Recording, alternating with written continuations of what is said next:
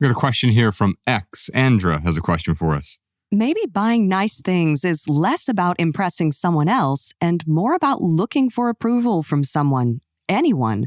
Could showing off luxury goods actually be a form of people-pleasing? Absolutely. I think we're trying to appease people. We're trying to please them so they feel good about us. But that is not the path to abiding acceptance.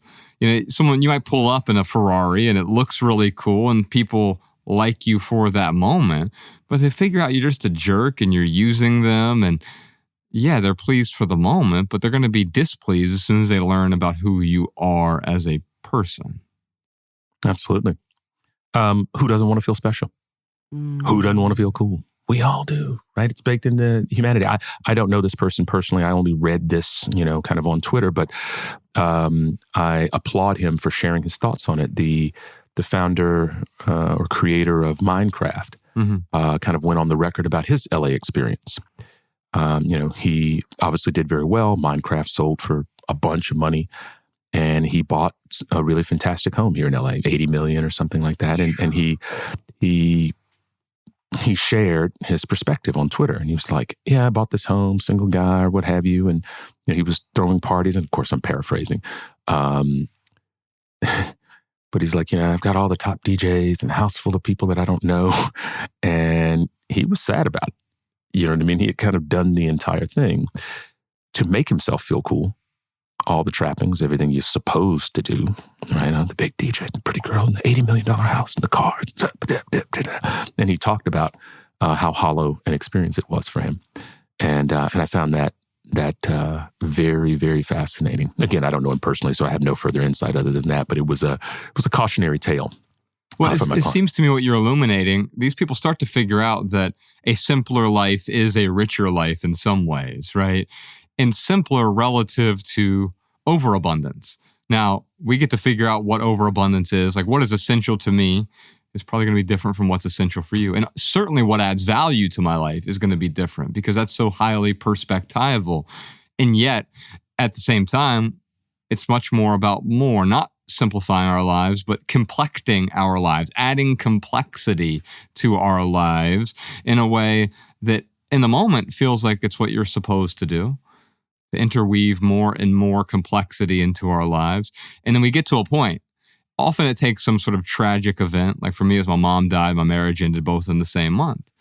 And you look around, you're like, oh, I've complexed my life in a way. I've interwoven all of these things in that I need to untangle. It's become so tangled that I'm miserable. And now is the time to simplify. I went through that experience myself. Tell me about that.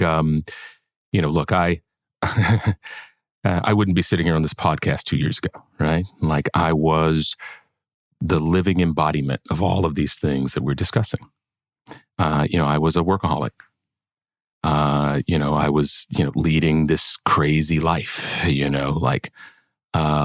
of course it all had to come crashing down, right? Of course, we all have to come back into perspective. We hope anyway. I guess some people never get out, but, like this summer, I made a number of changes, right? I got a house on my daughter's street. I went through divorce and I've got an 11-year-old. And so I literally moved on her street in Palm Springs and some things that were just, I realized that me personally, I was being a highlight reel dad. I planned great vacations and parties for a living. And so I was doing all this fun, shiny stuff with my daughter. But I wasn't a real dad. The stuff that nobody cares about, that no one remembers, I wasn't there for. And so I set my schedule to make her lunches and take her to school Monday, Tuesday, Wednesday, the days no one will ever remember but us. Yeah. Because the things that matter and the things that are important aren't really the highlight reel stuff. And so literally one of the reasons I think I'm able to help our clients is because I am very much living and have gone through this great personal transformation, which is the subject of my book. Tell me about the book. The book. You're still working on it, right? I'm near the end. Okay. It essentially tells the story of a couple of years in my life where the worst things that I could ever imagine happening to me all kind of happened at the same time. It was very necessary, mind you, because I asked the question earlier, how do you ask for help if you don't know you have a problem? I was going through life successful, right? Building companies, making it, doing it. But I was not a conscious person. I was born July 27, 1973 in Memphis. Martin Luther King was assassinated in Memphis 5 years before I was born. My mother drank from Blacks Only water fountains in high school. It's a very different time and place, completely different world. And I grew up in a poor but loving family. I tell people that I didn't even know we were poor until I became an adult and went back and was like, oh, wow, we were really poor. Because my grandmother, this amazing caregiver, she never earned more than $12 any hour, but somehow she made a house of 8 people have everything that they needed and much of what they wanted. It was like this great, great kind of caregiving thing. But a pivotal thing happened to me in my childhood. About 9 years old, my mother married, and the adult stepsister of my stepfather, I'm 9 years old, trigger warning here, I guess, starts raping me, okay? Now, in 1982, a boy could not be raped by a woman in America. Right. That's true. There was no such thing. Right. Right? So you remember all these school teachers, right? They would sleep with these boys and, they wouldn't go to prison because, if a boy had sex, attaboy, you got lucky, right? Like, proud of you, this sort of a thing, right? So I'm traumatized, but I have no idea that I am. Right. Because again, there is no such thing as mental health. There's no such thing that this is even a crime. And I don't know what trauma is or any of this stuff. And so literally my trauma response was workaholism. Now that workaholism made me very successful. Okay. Like I did more stuff in those, 9 to 48 when my moment happened, those, whatever that is, 38 years or whatever in between. I did more stuff, than 2 or 3 people who've lived lives. And I wasn't conscious. I was here. I was leading a life. I was a dad. People talked to me. People knew me. People even liked me. But I wasn't in touch with who I was, if that made any sense. Yeah. Right? And so I'm building businesses and I've sold companies and I've done all this great stuff, but I'm not myself. And so the book opens on March 4th, 2021. There's a knock at my door. It is Los Angeles County Sheriff's. And the sheriff serves me with a restraining order, which accuses me of drugging and raping my ex-girlfriend at gunpoint. And like the needle on a record getting smacked, that was my life. Instantaneously, my whole life, literally has changed. She fills out a police report. LAPD is investigating. I'm facing 25 years in prison. You know what I do for a living. You know who my clients are. I can't speak to my clients. I've got Fortune 100 CEOs who are my clients. I am done, right? This is in the middle of Me Too. Like my life is over. I hired this crazy dream team of attorneys, okay? Robert Shapiro, who was on O.J. Simpson's dream team, was actually my criminal defense attorney. Like a royal mess, as crazy as it could get. In preparing my defense, I had to look back at the electronic record of my life. When the accusation first came, I was actually like, did I do something? Here's this person that I've known half a decade. I've been to 30 countries with. This person was dear to me. Someone accuses you of something that serious. I'm like, well, I must have done something. Because of my childhood, I've always had severe memory problems. And I'm like, maybe I blacked out. Maybe I did, right? In her accusation, she was like, oh, he abused me for 5 years. So this forces me during discovery. We'll come back to this point. This forces me in discovery to go back through my life.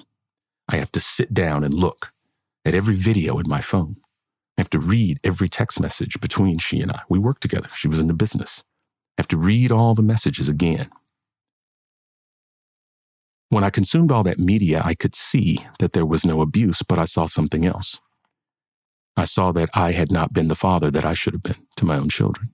I could see for the first time that I wasn't the husband that I should have been to my wife. I could see me consciously for the first time, right? And it was like,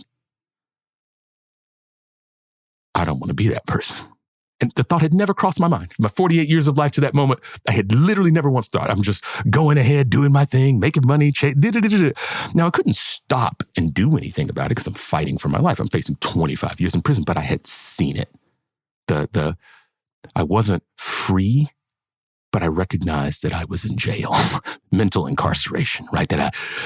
So I go back to fighting, and the punchline comes. The punchline is, pay me $1.1 million. It's a demand letter, and we'll make it all go away. Oh. Right? Pay me $1.1 million in 14 days, and we'll make it all go away. So I give all of the evidence to my attorneys, thinking, they're going to see this evidence. They're going to see what I saw. I mean, this man freed O.J. Simpson. He didn't have any evidence to free O.J. If he sees my evidence, 5 years, like clearly there's no evidence of abuse. Like, I'm thinking he's going to come tell me everything's okay. So we sit down in the office. Robert Shapiro gives it to me straight. I'm ready. Like, I'm going to be okay, right? Shapiro says, here's what you're going to do. You're going to pay her. I'm like, what? Pay her? Did you not see my... He's like, you're going to pay her because he gives me this zinger. He says, if you have a problem that money can solve, then you don't have a problem. Great line. I'm like, spin cycle, right? And I'm like, he's like, son, this is going to ruin your life. The first trial, and there were 3, the restraining order hearing, the criminal investigation, and the civil lawsuit. If I didn't pay the $1.1 million, it's like 3 trials. Anybody can get a restraining order. Anyone, right? You guys dated for 5 years. You never sent a mean text, never had an argument in 5 years. She's going to get a restraining order against you. And if she gets a domestic violence restraining order, that's going to make LAPD charge you with a criminal. Pay the girl, wrap it up, be done with it. It's over. I leave that day, May 18th, 2021, crestfallen. I had told everyone in my life I was going to fight this. No way, right? And the best attorney money could buy in the state of California had just told me, no, you're not. You're paying this. And I went home and I sat at my dining room table. Told my ex-wife, told the young lady I was dating at that time, hey, I've got to settle. And I have one problem while I'm sitting at the table. There was one person that I could not tell. And that was my 9-year-old daughter. And I sat at that table from about 10 o'clock at night until 8 the next morning. And I thought about everything that it took for me to get there. And the women in my life and the sacrifice moving North Memphis to the hills of West Hollywood. And I thought about my little girl. And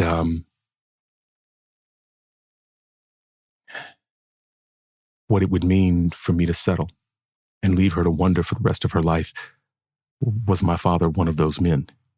Did my father do that? Did he? And I had to confront, literally, I'm facing 25 years in prison. And I'm like, I need to make this go away. But I can't look my daughter in the eye and tell her this. And I called Shapiro the next morning, 8 a.m., 9 a.m. And I'm like, I'm sorry, Bob. We're not settling shit. We're going to court. He's like, you can't go to court. I'm like, we're going. He's like, the trial is in 12 days. Continue. File a continuance. Get your head together. I'm like, we're not delaying this trial. We're going to court. Santa Monica Courthouse, 12 days later, we're standing there. Walk in the door. Female judge. First words out of her mouth. Mr. Flemings, are you under a criminal investigation? I'm like, yes, Your Honor, I am. She says the same thing Shapiro said. She's like, then you can't do this restraining order hearing. Anybody can get a restraining order. This is the judge, right? And I'm like, I'm shaking in my boots because Shapiro just told me this, like, don't do it. The judge is like, look, I'll make you a deal. I, the judge, will call this whole thing off. I will delay the restraining order hearing for a year. You get a free year. Let LAPD investigate, because anything you say here today is going to be used against you. Okay? So let's not have this restraining order hearing. Let LAPD do their investigation. And if we need to have a restraining order here, we'll come back in a year and we'll have it. How does that sound? I said, thank you, Your Honor, but no thank you. I need a verdict and I need it today. And the judge looks at me like, he's lost his mind. He looks at, she looks at my attorney. She doesn't even say anything. She just looks at him like, is he crazy? And my attorney is like, yes, Your Honor. He knows he understands fully what he's saying. And the judge is like, stars. Okay. She says, well, before you waste the time of this court, go outside and see if you can settle. So you don't waste time. Just go see if you guys can settle this before we start the trial. We go outside. Her attorneys, basically, they're like, pay us $67,500 and we'll make it all go away right now. My attorneys are like, bro, that's the deal of the century. You've already spent $300,000 in legal fees, $67,500. Take that deal, sign. I'm like, where do we sign? They're ready to go. Like, sign. But I was convicted. And I said, you're not listening to what I'm saying. I'm not going to settle a rape allegation for one penny. I'll never look my daughter in the eye and tell her that I settled a rape allegation. It's not happening. We're having a trial. My attorneys are like, you'll be sorry. We told you so. I'm like, I'm going to have to be sorry. So we go in, trial starts. She's the plaintiff. She goes first, female judge. She starts telling her story. 5 hours into it, the judge waves her hands and says, I'm ready to rule. My attorney says, Your Honor, we didn't present a case or call a witness. The judge says, you don't need to.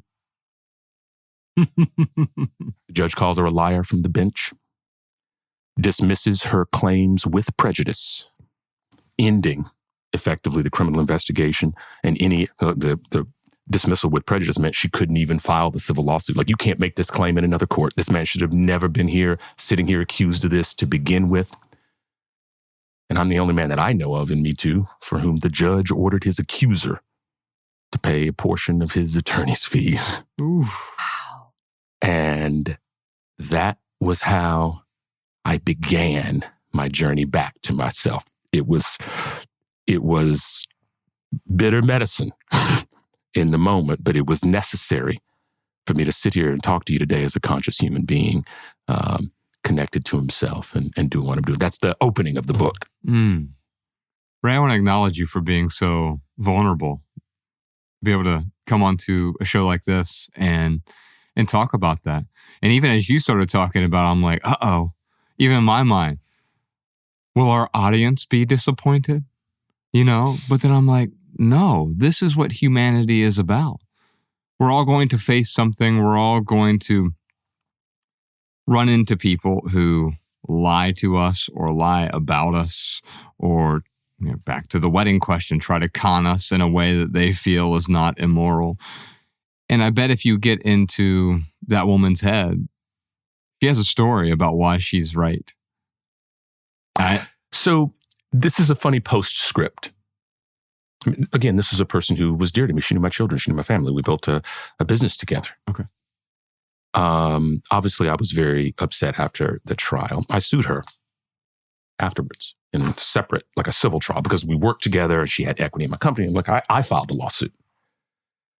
And at the second trial, the judge, again, judges, if you ever go to court, they like to tell you in these civil matters or whatever, you know, between two parties, they're like, go outside and see if you could settle rather than wasting my time, right? That's a thing that they all do, apparently. I didn't know that. So the judge made us go and talk to each other. So the criminal thing's already done, right? And she's like, no more. I sued her. Judge is like, y'all go talk. We wound up having a 2-hour conversation outside LA County Courthouse. My first time seeing her since the accusation. And of course, there was only one question to talk about. Why? And after some weird back and forth, she actually told me. She said, I thought you would pay.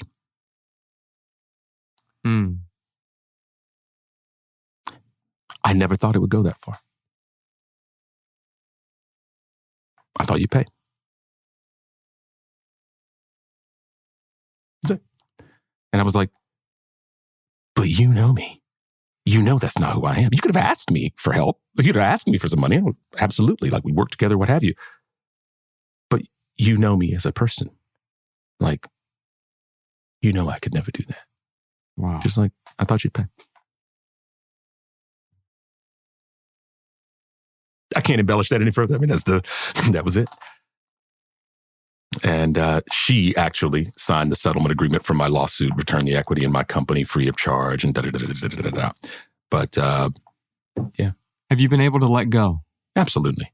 Absolutely. In fact, that was actually what prompted me telling you that. Like, if was ever able to ask her why, what happened here, what's going on, I actually think her true answer would be she doesn't even know why she did it.